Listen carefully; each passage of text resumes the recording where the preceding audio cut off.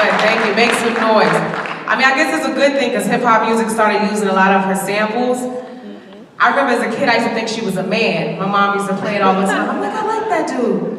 And then when I saw the album cover, I was like, wait, that dude's a woman. What I love so much about Nina and why she inspired me so much is because Nina didn't have like she wasn't your Ella Fitzgerald, you know, she wasn't Sarah Vaughan in terms of her demeanor, in terms of her voice. She had a very kind of rugged and rough approach because the purpose of her music was to get a message across, and it was about activism more than it was about sounding pretty. And I thought that was very bold of her as a woman to be more interested in pushing the conversation and dialogue forward of social justice at the time, when it wasn't always acceptable for women to be at the forefront of the movement, even though for real we were, but it wasn't looked at that way, you know.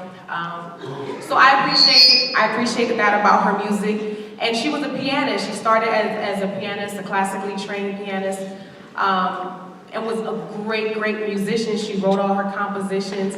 And she was a female band leader, which also you didn't see a lot at the time. You still don't see that a whole lot. So myself being a female band leader,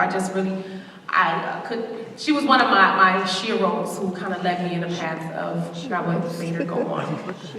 Yeah.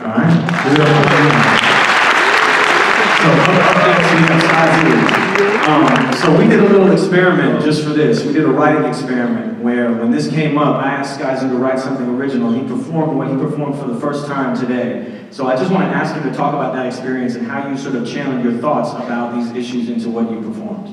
Yeah, well, first off, I'm honored and privileged to be here with y'all, rocking for y'all, for the foundation, being able to share the art with y'all. That's already giving up all the time. For everybody up there, obviously. And then yeah, like Jay said, you know, when he approached me about doing a record, I literally just wrote the record, which is why I went off of the lyric sheet, because normally as an MC I wouldn't do that. But what I wanted to do when I wrote it, I look out in the crowd and half the crowd is dressed like me wearing a hoodie. And I wanted the record to kind of stem from that because it's such an important garment on both sides of the fence. You know, obviously Trayvon Martin and the stereotypes that come with when you walk around like this. You know, and I see half the crowd in here who look like me, so I wanted to do that on purpose because I wanted to continuously relate to all of y'all because I know what it feels like to be in your position, to be on your side of the fence.